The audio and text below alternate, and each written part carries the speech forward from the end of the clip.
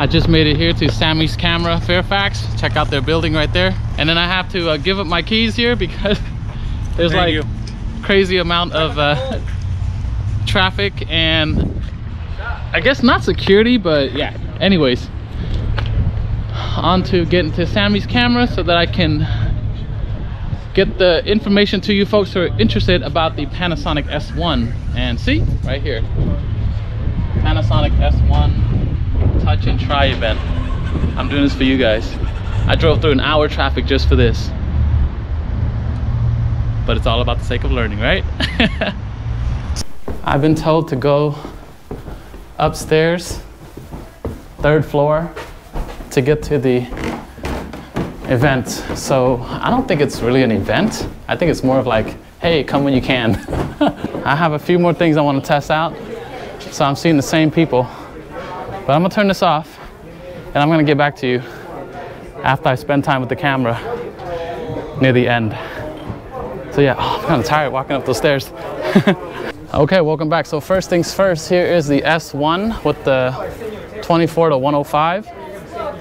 I guess this is the only walk around lens that you have right now for the S1. And then you have the 5D Mark III, whoa, about the same size.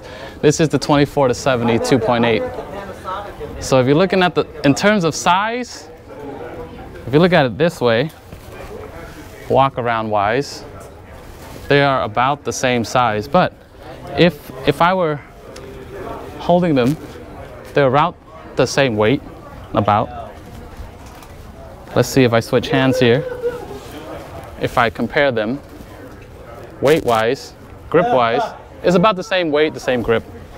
So roughly the same size. Now, the only thing that's disappointing is I wish there was a 24 to 70 2.8 so that I can compare the size and weight to this 24 to 70 2.8 on the Canon, because I'm looking, I know it's coming, but that's the only drawback right now, is that the lenses aren't here yet, and so I'm gonna hold off on that real quick because I need to find something to replace the 5D Mark III. Also, I brought my GH5. Of course, it's like a lot smaller than this. If you look at the size difference. And the grip is roughly the same design. So what I'm gonna do is I'm gonna walk around and see the focus and stabilization. I got the 12mm here, which is equivalent to 24mm here. So I'm gonna walk around and compare them for vlogging purposes and to see the stabilization in the background and to see if these are going to pulse. You know what I'm talking about, that pulse. So I've set up the camera best that I could to match their exposure. So here are my settings for the GH5. And then here's my setting for the Panasonic S1. One seems a little bit underexposed, so I'm doing the best that I can here to kind of match them up in terms of the look. So if one's a little bit darker, sorry about that, but I gotta do the vlog test and see the image stabilization and the focus. I'm not gonna be able to see what's going on with the S1, but I'll definitely be able to see what's going on in the GH5 because it has a flip screen. And that was one of the, I guess the deal breaker for me was the non-flip screen and the size, because I'm trying to go smaller and lighter and not scare people when I walk around with my camera. So yeah, we'll see how it goes. And you guys let me know what it looks like when I'm walking around. Check the background, see what's going on. Is it pulsing, so on and so forth? Is it jittering? Let me know. All right. Yeah. There. Okay, GH5 is autofocus. I'm hoping S1 is also on autofocus. These are both on 24mm or 12mm, 24 equivalent. I'm gonna take both of them out for a walking, vlogging thing.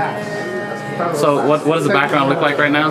Is it pulsing? Any one of them pulsing? I can't really see anything that's going on because I have my EVF disabled because my fingers are blocking. So that I'm walking kind of both blind here. But I want to see what this looks like when I'm walking around the store. And I'm doing the vlogging test. See what that looks like. And I'm just walking over here to go where there's not a lot of people. And the audio is straight to the body. No external audio mic adapt at all. So yeah, let me know what you guys think of this walking vlogging test. And by the way, I met Sean. I was bugging him about some features for the GH5, but then we discussed it today, which is good, regarding RGB parade on the GH5. It'll probably never come out because the processor might not be able to handle it. So you guys let me know. How's this stabilizer? With the in-body stabilization. Exactly. All right. I think that's it. My arms are getting tired. I'm gonna stop it right now. Put it down. Okay. So yeah, that's the vlogging test. And you guys let me know what you think. I just met somebody here. What's your name, brother?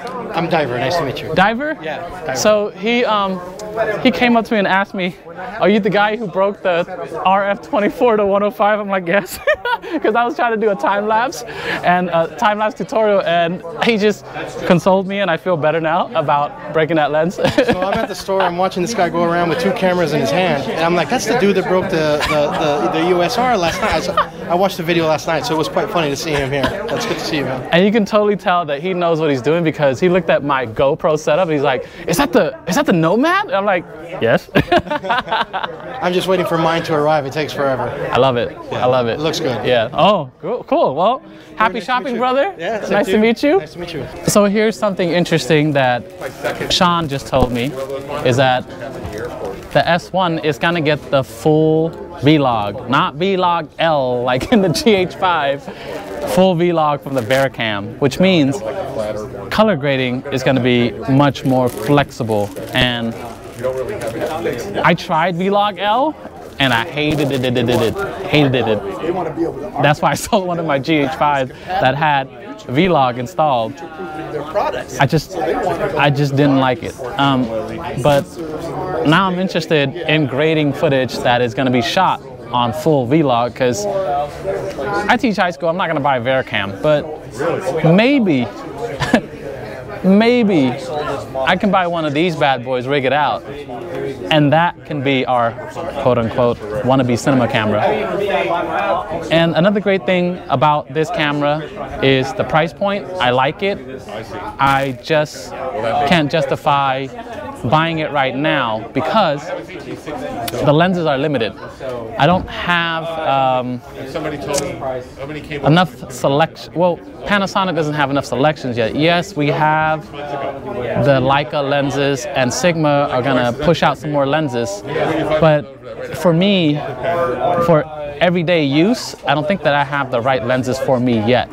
I would prefer to have like 16 to 35 or 14 to 24 because that's where I shoot most. And then maybe a 70, maybe an 85 1.2 that is comparable to my 5D and 85 combined. I'm actually going to do that right now and compare the size. I'm going to put on the 50 1.4 on the Panasonic S1, and I'm put my 85 1.2 on my 5D body, and I'm going to hold it and see what that feels like. So yeah, it should be interesting to see the size. I have slapped on the 50 1.4 on the S1 and my Portrait 85 1.2. So if you're looking at them side by side, here, look, there you go. Okay, right there. That is a huge difference. Although it is a huge difference in terms of size, because I like to go small, I want to pack everything in one small backpack. For example, like this right here, one small backpack, and just go everywhere with it. Let's say if I'm a 50mm shooter, it would be this big. And if I'm an 85mm shooter, I'm only assuming that if Panasonic comes out with an 85mm 1.2 or 1.4, it's probably going to be the same size as this lens right here. Whereas my Canon EF is that big. So if you're the type of photographer who wants to go smaller, the Canon is smaller. Now, I just spoke with Sean again. Sean's like my best friend today. And then there's, you know, Christine and Peter, I believe. This does not feel as heavy, even though it's bigger. It actually feels almost the same. Now I can spec this out, almost the same. I can spec this out on B&H and look at all the different weight and sizes and all that. But I just feel like, although this is big, it's really light. The great thing about this is the, again, aperture ring. I love the aperture ring. They have it on the 24 right here, or 12 millimeter, and I love that feature. A lot of people don't like it, but I do. I like it. This is the 50 millimeter change to, let's say, spot autofocus, single area autofocus. So I'm gonna touch that right there, and I'm gonna go to someone's foot, let it autofocus, and I'm gonna come over here to my tripod leg. Hey, it needs more distance to focus. There, it's focusing. All right, so this is wide open. This is shooting wide open, and I want to know how fast this thing focuses. Focuses, is that even the right word? That right there. So yeah, this will be the focus test on my foot here, my shoe. See what that looks like. Okay, let's get some more contrast in there. There, it's able to focus on my shoe.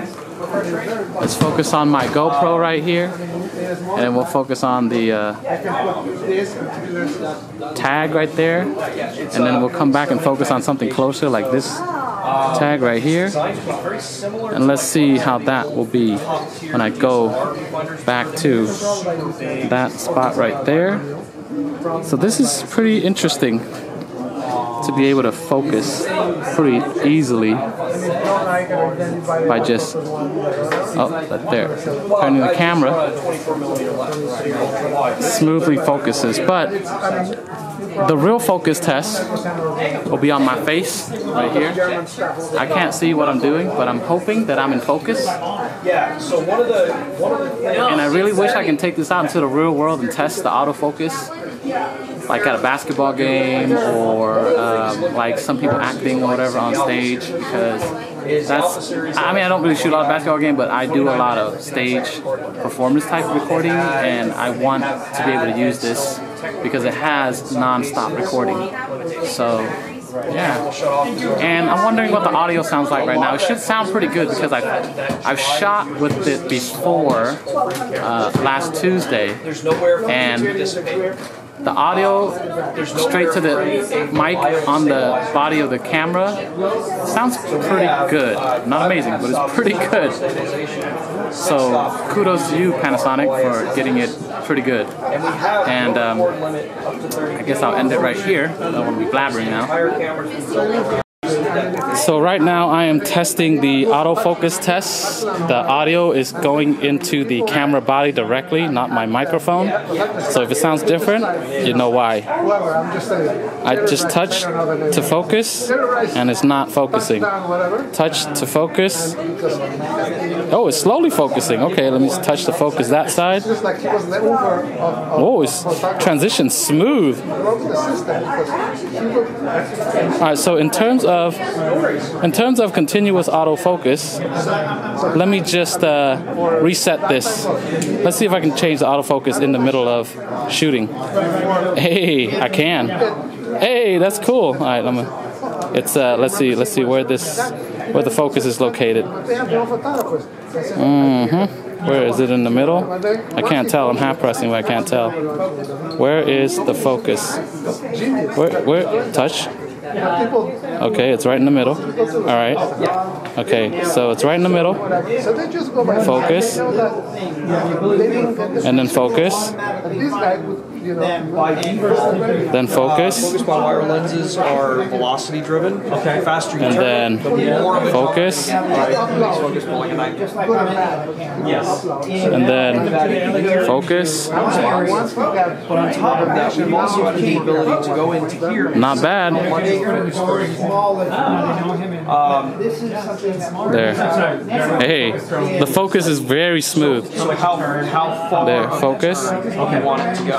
Okay. All right. Well, let's see if it'll focus on my face. At 24 millimeter,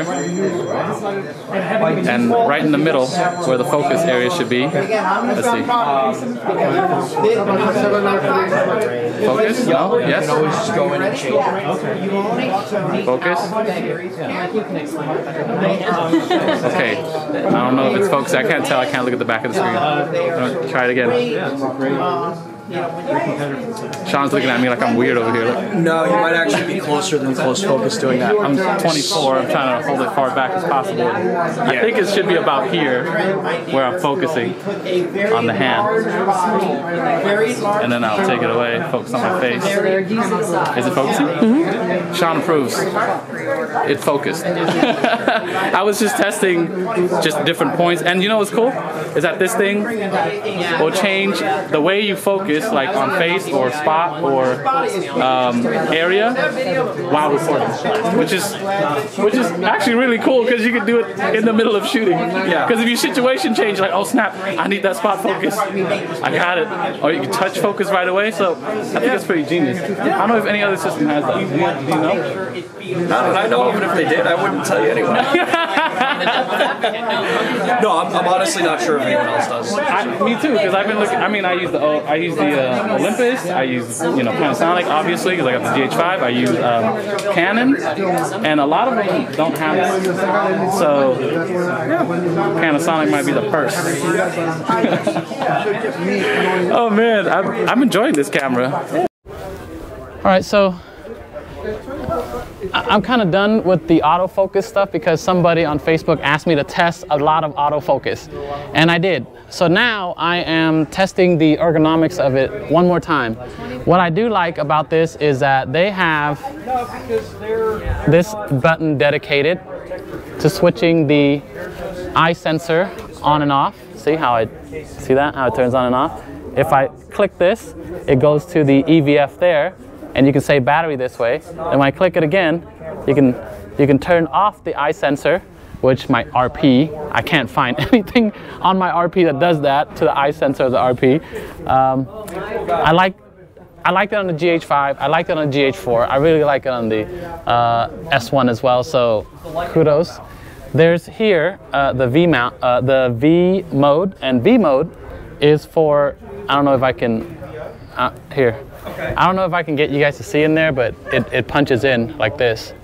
I like that. Like that. So if you're looking through the EVF, it punches in and out. For people who wear glasses. So that's very, very nice of you, Panasonic, to put that in there. Thank you very much. The joystick, let me show you what I have. The joystick, this is the only issue I have with the joystick. So when I'm moving my focus points, it's like super sensitive, and I mean it's cool that you can go diagonal and everything, but look at it's like super fast. So see how it kind of jumps, and it's not as clear if I'm trying to go diagonal. It's not as clear. So I would think that the joystick is good. I don't think it's great for the diagonal. So every time I try to push diagonal, it slightly moves and then goes diagonal, and it doesn't feel as smooth as I had hoped. But it's better than doing this. Click, click, click, click, click, click, click, click, click, click, click, it's real slow. And the other thing too is I can click and drag like this. That's what makes me like Panasonic so much. For my EOS RP, when I try to click and drag, I can't click and drag the focus point unless you put it on continuous autofocus. But then once you let go, it focus. Or if you let go and you're pointing at something, it'll focus at something you don't really want to focus at. So I like that Panasonic has that feature where you can just see how it's focusing. Like watch, I'll show you. Okay, I'll bring it over here. Let's focus. I'll bring it back. I'll bring it to the back right there. Focus. Bring it back to the front, like right here. Focus.